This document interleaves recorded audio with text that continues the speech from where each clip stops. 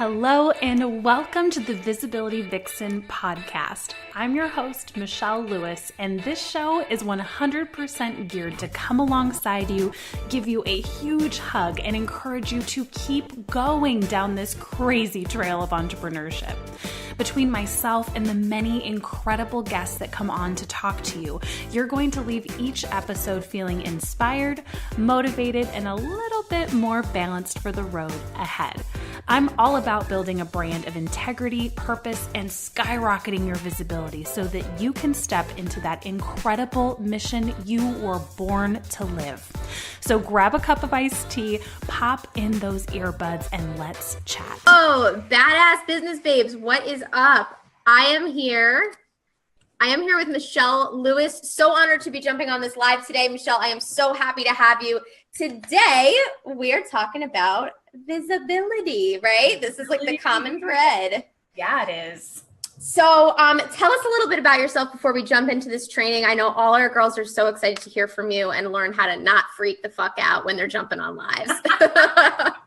Hello, ladies. I'm thrilled to be here today. I am so excited. My name is Michelle Lewis. I'm the founder of Visibility Vixen, and my specialty is teaching launching entrepreneurs how to skyrocket their visibility, monetize their success, and bring their unique mission into the online space. I started about 2 years ago. I come from a film and TV background where I figured out how to be the most invisible person on set while being in front of the camera, and due to my issues of visibility. So when I finally realized I wanted to go into the online space, I thought it was extremely ironic that my path became visibility, helping other entrepreneurs through their different issues and fears and hangups to figure out how do you truly be comfortable being visual in the online space and stepping out as a leader. And this is incredible, like to its core, because I think that so many people are ready to step into their brilliance. They're ready to help other people. But when it comes to stepping into that spotlight, they go like this. They're like, oh, no, I can't look. Like, don't put the camera in front of me. So let's like hash this out, because I think I have a list of, sorry, getting a phone call in the middle of our training. But I have a list of people who have posted questions about this topic because this is such a hot button issue. Can you really run a successful business online without stepping into the spotlight? Nowadays, I don't think so. I think like 10 years ago when it was like blog it up and like that got all your traffic, like that's great, you know, but today, especially with the stats for live streaming, they even blow video out of the water. People want more of that one-on-one connection with the person they're buying from 100%. They have more of that tribe mentality. So it's not just like, I'm going to buy this product and then I'm never going to see that leader again. It's like, okay, are you on Instagram? Are you on Facebook? Like, can I join your group? They want to be able to follow someone, and you can't do that if you aren't visible online, in my opinion. Gorgeous. Yeah. So both Michelle and I have TV backgrounds, and Michelle, I want to hear a little bit about more your experience in television too. So, because where you come from and your background of like what brought you into the entrepreneur space is always such an important part of your story, right? So tell us a little bit about that. Well, I grew up following my dad around the world on TV sets. He was an assistant director producer for years and years. So we were flying to, Italy for Mission Impossible 2 and Canada for Paycheck and all these places. And so it was so exciting, like as a kid, to be like, oh, that's John Travolta. I just did my book report on him, I loved it so much, and it gave me the film bug so bad.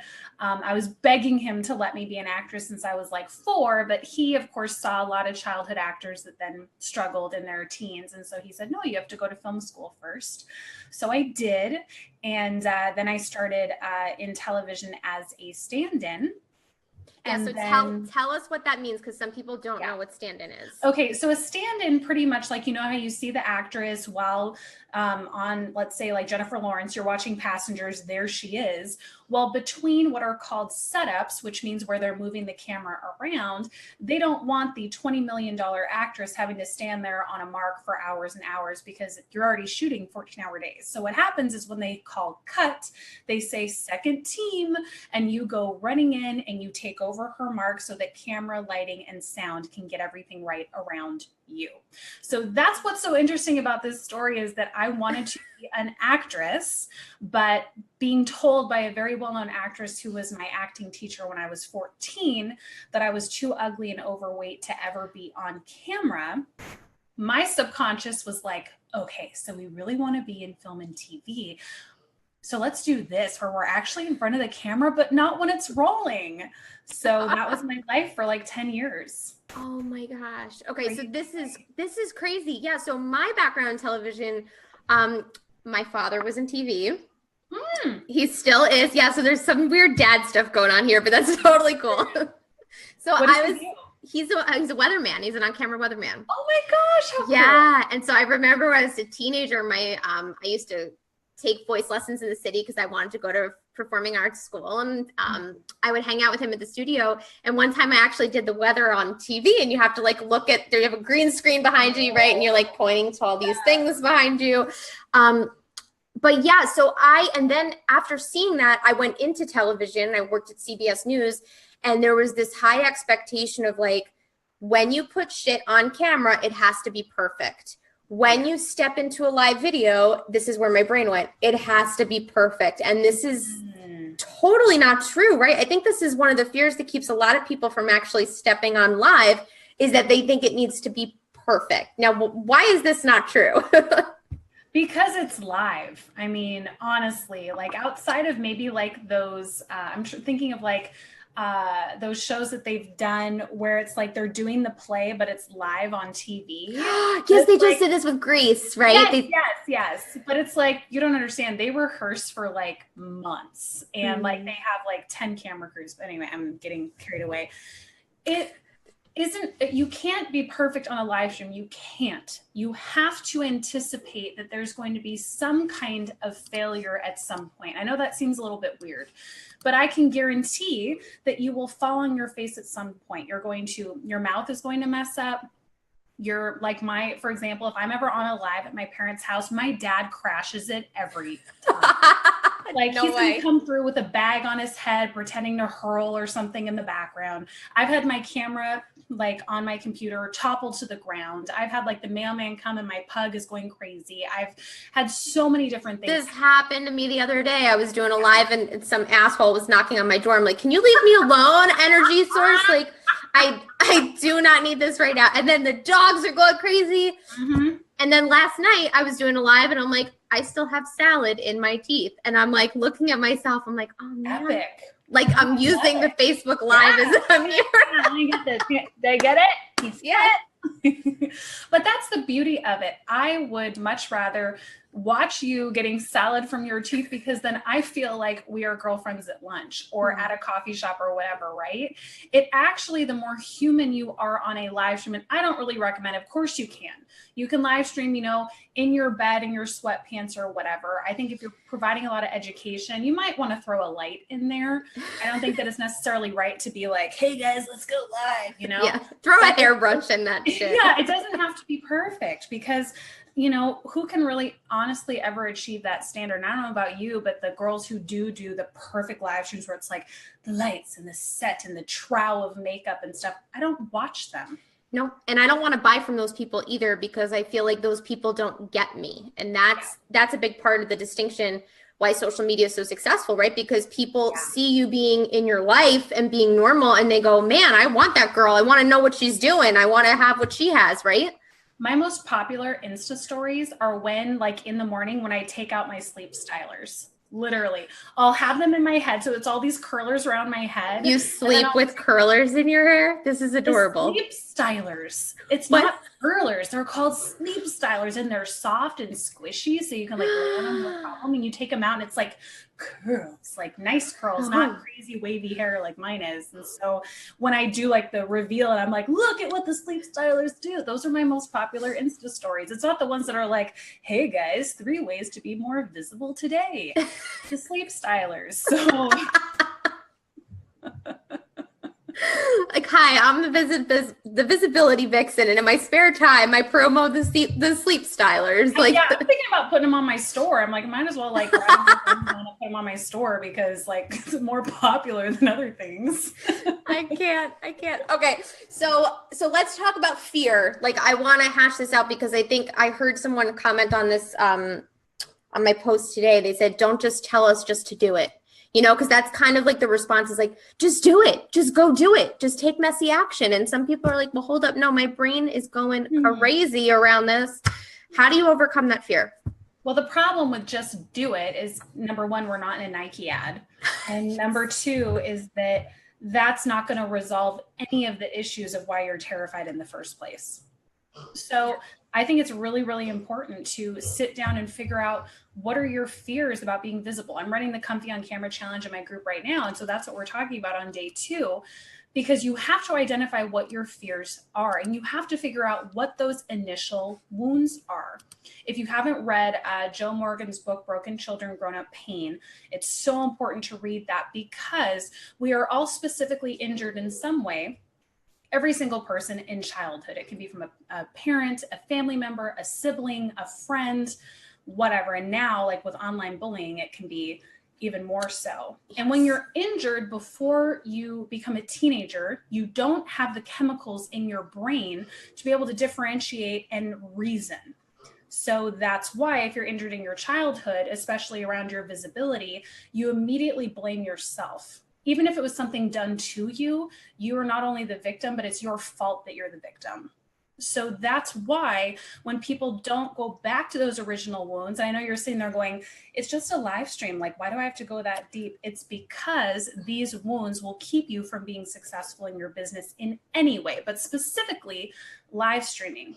Because as you know, when you are on a film set, you have all these different cameras and all these big lenses. The more thick a lens, the more cloudy the image. That's why they're always trying to get smaller and smaller lenses. So now they're like this, so you can get a crazy crystal sharp image. So the metaphor is that if you are having those issues with visibility, if you're having those fears and those wounds that aren't resolved, it's this huge amount of glass between you and your viewer. So our goal is to resolve these wounds, to get more comfortable being seen in any way, shape, or form, so that when you're live or you're on video, your audience can immediately connect with you. Because we've all seen those live streams where people are like, okay, I know they're speaking on something, but like, I can't connect to them. And we just scroll past it, right? And that's the reason. We just don't realize it consciously. I could go on about it forever, clearly. I'm like thinking in my brain, I'm like, I fucking love this girl. I need to bring her to my house and like have a slumber party and wear our sleep-ins and like. But this is incredible because when people tell me, they're like, oh, it's just a Facebook, like the analogy you just gave, you're like, it's just a Facebook Live. Like, why do I have to do all this inner work? Hello, if it was just a Facebook Live, you would have done it already. So there's a big thing that's stopping you. And I love the analogy of the lens because it's like layer upon layer upon layer. And I remember for me, I was really growing up, I think, led to believe that like, and I think this starts for a lot of people, children should be seen and not heard, right? How many times have we heard that expression? And then growing up when I was big and loud and obnoxious, actually, it's funny, every single childhood recording that I have, you see me on camera with my sisters and my dad's holding in, all you hear him is, Lauren, stop, Lauren, stop, Lauren, stop. Because I was acting out all of the time. Yeah. And so this shit, right, gets in our way. Yeah. Well, because it becomes a subconscious pattern. It becomes, because all of us, unless you were raised by like truly amazing, and I think I have the best parents in the world, but unless you had like a psychologist and like a spiritual leader, and then maybe 5 other parents that covered all those other bases, we all have these wounds and we base the construction of our reality. So like picture your reality as a dome over you. We construct that based on other people's words, whether they're true or not. So it's so important. And I know that you teach this, break down that dome and rebuild it with your own words about yourself. because otherwise you're going to be going through your entire business seeking validation in one way or another. And that's one of the biggest fears when people get on live. What are people going to think? What if I don't know enough? What if I don't sound like the expert? What if I get trolled? What if someone bullies me? It's like someone at some point is going to ask to see your feet. Why? Because there's a lot of pervs out there. Like, it's going to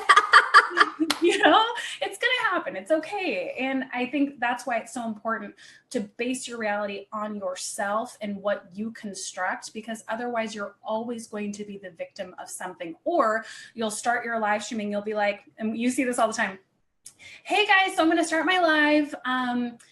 There's only one person watching, so we're just going to wait a couple minutes and see if anyone else hops on. So I'm just going to be here like on my computer doing some work until more people are on. So just like stay tuned. And it's like, what are you doing? It's because without them even realizing it, there's that subconscious expectation of the only way I'm going to prove my worth is if there's 10, 50, 100, 1,000 people on the live while I'm speaking. So does this have a lot to do, like if you are going to step into your brilliance and do a live video for those of the people out there who are listening to this, understanding like this is the one person I'm talking to, this is like, how do you get narrowed in on that idea and why is that important? For me personally, I think it's always wonderful, of course, to go in with a spirit of being of service, but I find the most powerful person that you can talk to when you go live is your old self. I know that sounds crazy, but there's no one that you know better than where you used to be. And more than likely, the audience that you're serving is where you used to be. Yeah. So I know when I talk about like my visibility fears or even talking about systems or branding or whatever, I'm always talking to the Michelle from like 5 years ago who had no idea what was going on and was totally blocked. So I think in a way that's almost easier because you're not having to second guess where they're at. And of course you can be like, hey, if you're struggling with something, pop it in the comments and I'll cater my answer to you. But I've found my most powerful lives and the ones where I usually get a little bit emotional is when I'm just so desperate to help that old me get out of where I was at into that next step. And so I always recommend that my students do that because there's no one better to really educate your past self than you currently. And chances are a lot of your students are in that current struggle. It's absolutely crazy how, and I don't know if you noticed this, but when I do take on a new client, in the early days of working with that client, I'm going in my brain like, holy shit, this is the old me. Yeah, like, right? Mm-hmm. And it brings up so much. And I think that people forget that their brilliance in their message is just owning that connection, right? The old you, you're speaking to that old you. Yeah. So when it comes to showing up and having this message, just looking at everything that everybody was asking over here, people get really worried. Like, I'm about to go live and what if I forget, or what if I freeze up, or what if I don't remember what I'm trying to say, right? This is like the equivalent of stage fright, right? Yeah. So what do we do in those cases? The good news is that I can guarantee you absolutely will do one of those things. And I think that hold on. That's the good news. That's the good news because you need to put a bottom to your fear. You are going to blank. I blank sometimes. You are going to forget. You are going to freeze up. You may have a sweat attack. Just throw some, handkerchiefs in the pits. Like, it's going to happen. But I think the beauty is if you go in with a game plan. So for a perfect example, I'm doing kind of like a live streaming tour in a bunch of different groups because the summit's premiering on Monday. And it's really overwhelming to be like, oh shit, like I'm doing like 7 lives today. What on earth am I going to say? And that's why I think it's really important to hone in on what you want to talk about and then outline it. So what I do every time I go live is that I'll put in the topic at the top. So, 7 ways to master blah, blah, blah. Then if I'm guesting, so even if it's on like your business page or something, I like to do like a 1 sentence of my mission statement, just so people that are new to me can know who I am. And then re-put the title of your talk and like the 3 to 5 key points you're talking about. And then in the bottom, put your call to action. What's great about this, especially if you're doing it from your laptop or your desktop, is that when you go live, you can expand your description and have your key points there. So you're not having to like originate what you're talking about or really keep it sequentially in your brain, you're able to be freer and be like, okay, in point two, we're going to be talking about blah, blah, blah, blah, blah, blah, blah.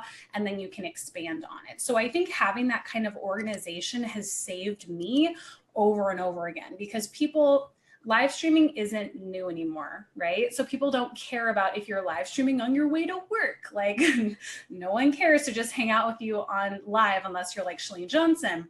So it's really important to have that plan of attack when you're going in on a live and making it actionable and shorter, so that people are like, wow, this person has so much value and they're really organized, and they can just click that call to action in your description if they want to work with you further. Does that kind of help answer that? It totally does. And I'm thinking of all of the videos now that I've seen where people are like, I'm on my way to work, or like, I'm just cooking my dinner tonight, and like, I'm just, live, and I know you want to hang with me. Like, nothing wrong with that for your friends or whatever, but for your tribe, most likely not, unless maybe you're running a live challenge and you're checking in on them midweek or something. Yeah. But otherwise, yeah, I think it's better to have that game plan. What are your strong opinions about what we shouldn't be doing? Because I think that we need some crystal clear no-nos. Like, what are really this is such a flexible, beautiful platform. So what do we have to be clear to not do? I think that's a great question. I think the first thing is, if you're doing live streaming for your business, I really recommend doing it horizontally and not vertically. It looks better in the feed. It's more professional. If you're doing it from your phone like this, it just doesn't look as good, in my opinion. So now, fortunately, the phones work with Facebook where you can do it this way and it'll be horizontal. Otherwise, you can do it from your desktop or your laptop or whatever. So that's number one. And these tips are going to be a little bit more physical. Yeah. Number two is your lighting. Nothing will make someone run from you like crappy lighting, unfortunately. And I know that some of us don't have like a lot of time or be able to afford crazy equipment. So literally all you need, like, I'm going to turn you around in my office here. See that? That's a China ball. Wedding, but that is about $4. No excuses. No excuses. You can find it at Lowe's or Home Depot. Get what's called a cool temperature bulb. You can ask the guys, hey, find me a cool temperature bulb, because you don't want it to look like the 1960s. And you just put it to the side. There's something like, my husband's a camera guy, so he's like, Michelle, that live sucked. Like, that lighting was awful. So he like made me do it in here with this light because it looks nice. It's called a beauty light, and it's not like the Diva ring light where it's just like, wah, but it's just off to the side. There's a little bit of a shadow on this side of my face, and it's really attractive to the eye because it makes people think about them watching a movie, because that's how they light in film. So I think those are some really good ways where you can feel more confident doing your live, knowing that it looks good. I think in terms of like personally, when you're doing a live, you want to make sure that you're catching yourself. If you have some bad nervous habits, those are and so's and those kinds of things. So just do a couple of videos of you riffing on a topic and just listen and see if those are there. And don't feel bad if you have those. We all do. So like if you're in acting class, that's one of the things you work on, is because you want to come across naturally on camera, but it doesn't happen naturally. It's a work in progress. So just kind of see if you have some of those, I don't know if the word is idiosyncrasies, and see if you can get used to catching yourself and rewriting that pattern. That's always a good thing. And I think that you definitely don't want to come across as buy my stuff, but you also don't want to come across as, so if you want to like opt into my challenge, I really, really appreciate it. Right. Oh wait, this is a keep huge, it friendly. Keep it friendly. This is a huge topic, going into the idea of like, do I be really passive in what I'm selling, or do I be really aggressive in what I'm selling, or do I just kind of show up to serve in between and just kind of state my credibility or own my credibility, right? Mm-hmm. Absolutely. Are you going to, for example, if I'm talking about like, let's say if I want to, since we were talking about the summit earlier, if I want you to come to the summit, I'm not going to be like, there's 8 guest speakers and it's going to be really amazing and you should do this now because I really want those signups. I'm going to say, I wanted this summit to be totally different because I myself don't sign up for summits anymore. And the reason is there's too many speakers. It's on a huge variety of topics and I don't have time in my business, or I don't like the way it looks because it's always dark lit Skype interviews. Yeah. So those are my big pain points that other people can relate to. And then I can talk about why am I passionate about the summit? Why am I passionate about it only being 8 speakers? Why am I passionate about really nailing down just messaging in the summit so you can walk away with actionable strategies you can inject now? So that's when it's not really selling, because I'm not a big seller. I'm just talking about why I'm so passionate about it and the results I've seen in people's lives from however they've worked with me.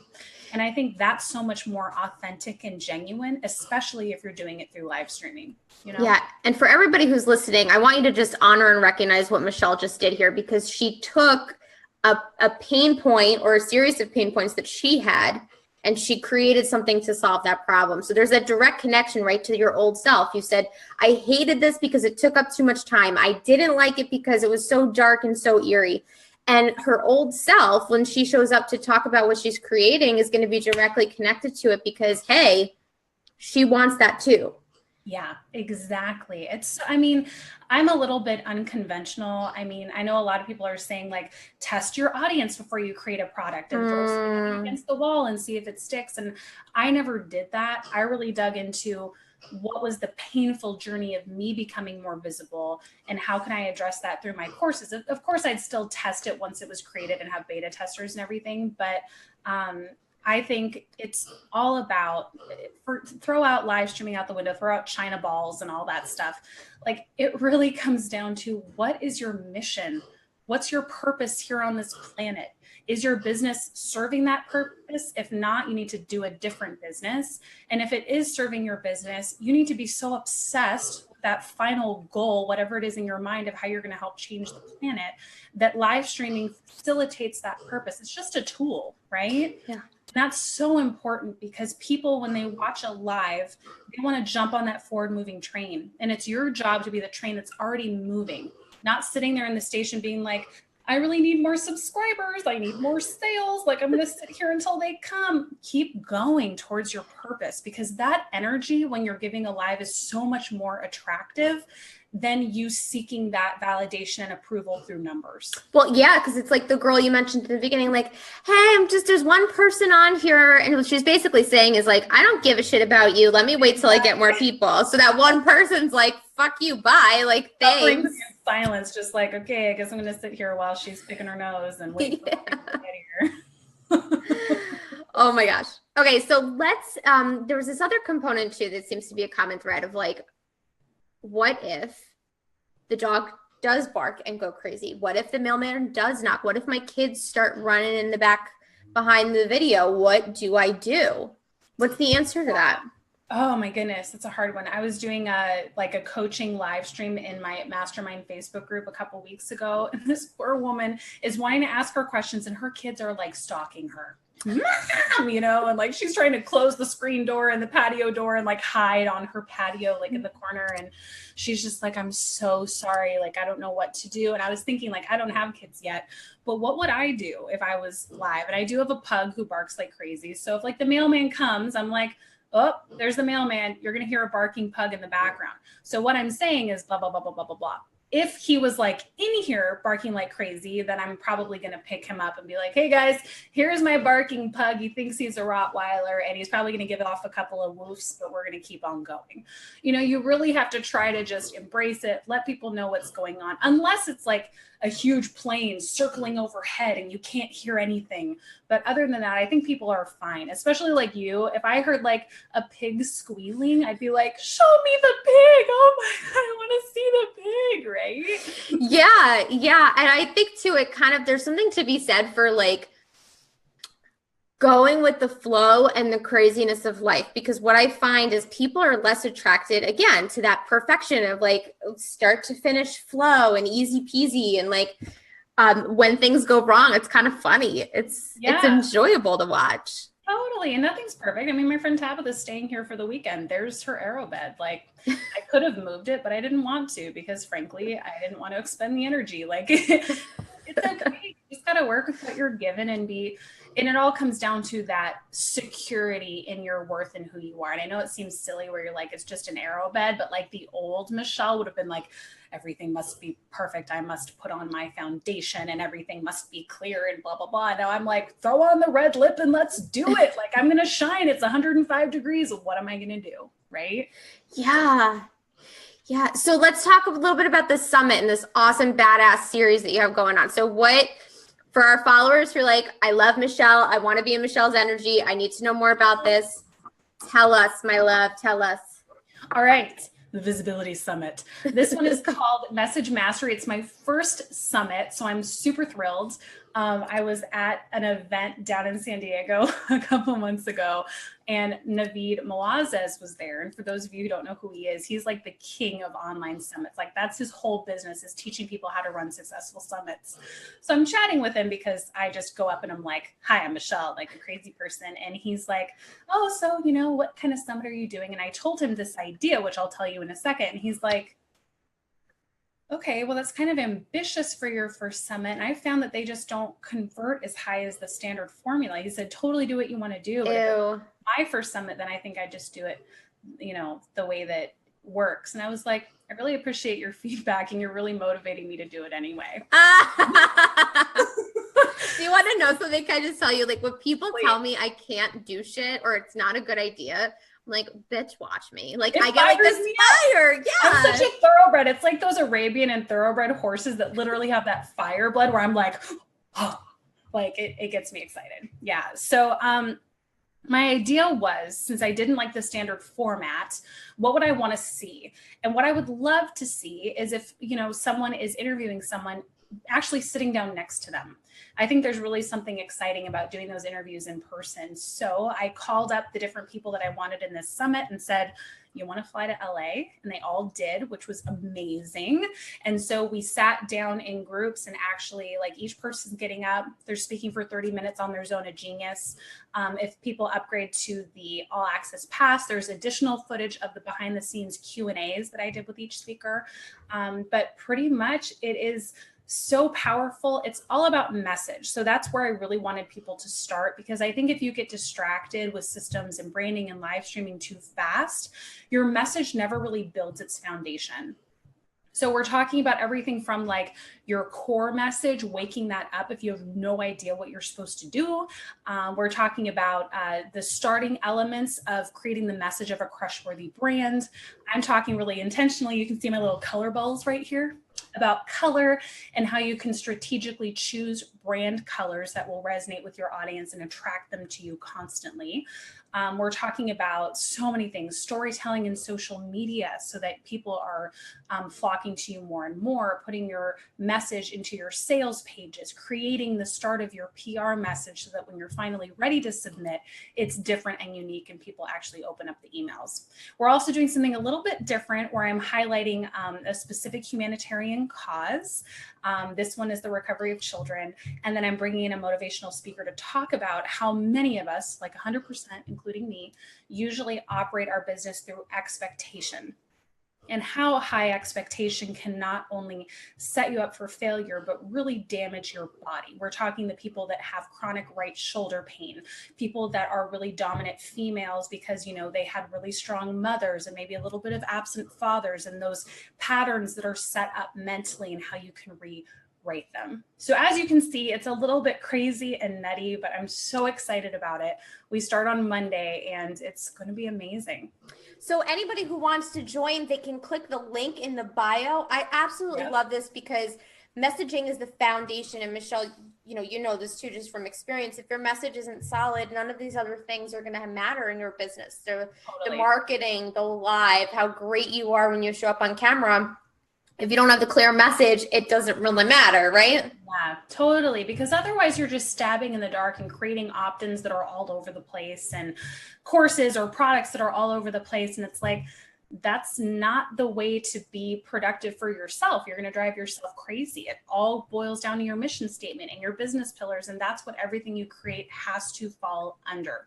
Otherwise, people aren't going to have the security of knowing exactly how you can help them. Amazing. I adore you. I love you. I am so excited for this summit. Are there any final words that you want to add for our gorgeous tribe of badass business babes? I might be nuts, probably. But what I've been feeling this last week is such a heavy, like, I don't know if it's a spirit or an energy or what it is, but it's just screaming, give up. And I feel like so many business owners, especially online, are feeling isolated. They're feeling like a lot of their hard work isn't paying off through numbers or sales or whatever it is. So it's like they're starting to have the thoughts of, maybe I should just stop. Maybe I should just go back to that job. Maybe I should just da-da-da-da-da-da. And I just really want to encourage you not to do that. We're in such a beautiful world where we as women can come online and build these businesses and empower people all over the planet. We have a reach that's never been possible before. Like, at what point in time did we think we would have as much of a reach online as like a world leader in terms of accessibility of getting our message out there? It's an incredible opportunity. So even if you're feeling that voice to give up, please just tell it to shove it and keep going. Feel into who you are and why you're supposed to be here, and just don't give up. You're amazing. I love you. I adore you. Thank you so, so much for jumping on this training for our girls. For everybody interested in following Michelle Lewis, the Visibility Vixen, go check out the link in the summit. It's right below the bio of this video, so you cannot miss it. Thank you so much for being here, girl. I love you. Absolutely love you. Thanks for listening in today to the Visibility Vixen podcast. Subscribe now and share with a fellow Vixen who wants to start building their visibility. For more fire in your life and brand, visit visibilityvixen.com.